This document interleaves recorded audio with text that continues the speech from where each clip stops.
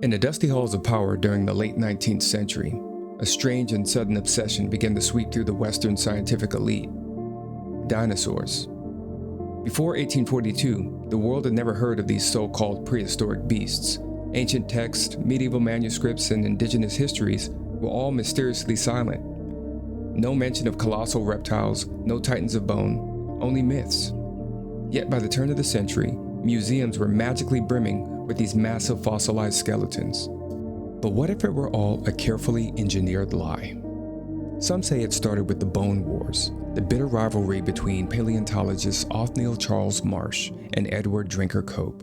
These two men, desperate for fame, were accused of fabricating fossils, planting bones, and reconstructing creatures from fragments that didn't belong together. Entire species were declared based on a single tooth.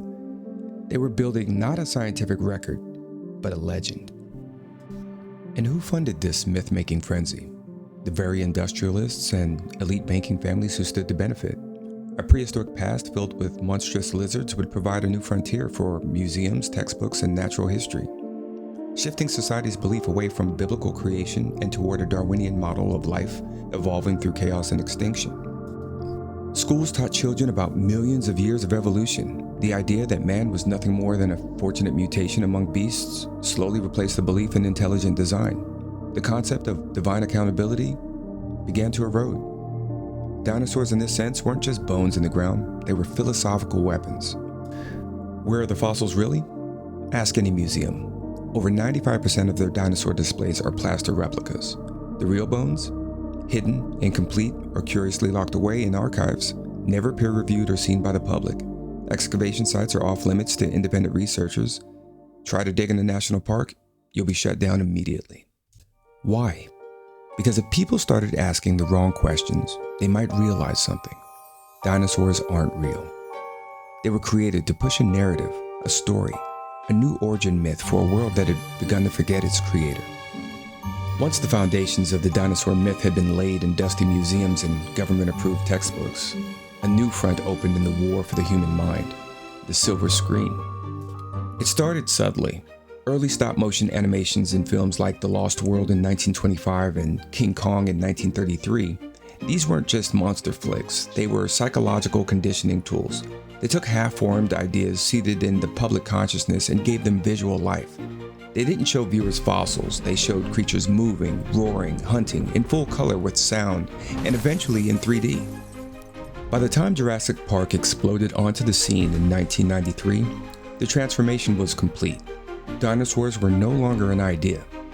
They were real in the minds of the people, more real in fact than many historical events. You could question politics, even religion, but not dinosaurs. Why was Jurassic Park so effective? Because it wasn't just a movie. It was a corporate-backed operation with support from major universities, science consultants, and elite think tanks. Every frame was engineered to present the dinosaur narrative as scientific fact, not fiction. Animatronics and CGI brought them to life like gods reborn from the ashes. Children played with dinosaur toys, wore T-Rex pajamas, and filled their school reports with terms like Cretaceous period and Velociraptor before they could even spell them properly. But here's the uncomfortable truth. No one had ever seen a dinosaur. No video footage, no reliable first-hand accounts, just reconstructions, digital illusions, fabricated bones. The films, books, theme parks, and educational programming became a part of a psyop to normalize the ancient lizard myth. Dinosaurs weren't just creatures. They were psychological anchors that cemented evolution theory into every child's mind by the age of 5. And with evolution firmly accepted, so too came the erosion of a creator, of purpose, of absolute law. And who gained from this? The same circles that funded early paleontology, banking dynasties, secretive philanthropic foundations, academic gatekeepers, controlled the narrative, controlled the history, controlled the history, controlled the future. In a world where movies shape belief more than books or Bibles, dinosaurs are the ultimate propaganda success story. A fictional species used to rewrite reality. I mentioned earlier that the dinosaur bones that you see in a museum are not real. And they're not. Ask a museum tour guide if the dinosaur skeleton you're marveling at is authentic. Most will pause, smile, and carefully explain that what you're seeing is a cast a man-made replica of the real bones stored away in a climate-controlled vault, too fragile for public display. The narrative goes unquestioned, but here's the problem. No one has ever seen these real bones in the wild. The few authentic pieces that are occasionally shown are usually fragments, a tooth, a claw, a piece of skull, rarely enough to confirm anything. Yet entire creatures are reconstructed from these scraps. The rest is made from resin, fiberglass, and artistic interpretation. Who decides what they look like? Paleontologists with an imagination. If a piece is missing, they simply fill in the gaps. They call it science. But if the same method were used in a courtroom, it would be called tampering with evidence. The so-called bone wars of the late 1800s between Marsh and Cope weren't a golden age of discovery, but a period of open deception. Both men were accused of bribing diggers, faking discoveries, and rushing incomplete fossils to publication to outdo each other. Many species they claimed to discover were later retracted, revised, or exposed as hoaxes.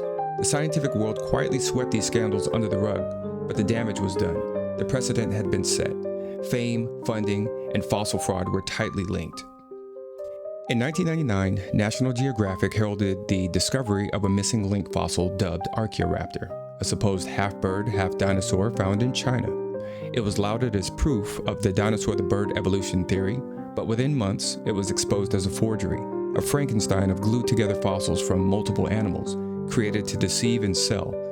If a magazine of such prestige could be duped, what else have we been shown that was simply manufactured? Fossils are now a billion-dollar industry. Private collectors, museums, and academic institutions compete to acquire rare specimens, fueling a black market of fake fossils coming in from China, Mongolia, and even the US. Some are artificially aged, carved, or patched with modern materials. These forgeries pass through dealers and end up in museum basements or on high-profile exhibits, often without thorough verification. But the greatest fraud of all isn't just the fakes, it's the certainty with which these institutions present their reconstructions. Full skeletons, vibrant animations, scientific diagrams, all based on faith, not fact. And the public never asks, where did the original bones go? Who verified them? Because the truth is, in the age of illusion, dinosaurs are untouchable relics of a narrative built on money, myth, and mass persuasion. Museums are not temples of truth, they are cathedrals of consensus, displaying plaster saints of an evolutionary gospel written not by evidence, but by elites. In conclusion, the next time you stand before a towering T-Rex in a grand museum hall, ask yourself, what am I really looking at? Not an ancient creature brought back to life, but a carefully crafted symbol, one built on fragments, fiction, and faith in authority. Behind the polished bones and academic placards lies a house of cards. The museum is not a vault of truth, but a stage. And the dinosaur display is its most elaborate prop. A prop designed not merely to impress, but to convince. Because if the bones aren't real, neither is the story. And if the story isn't real, then what else have we been told that was never true?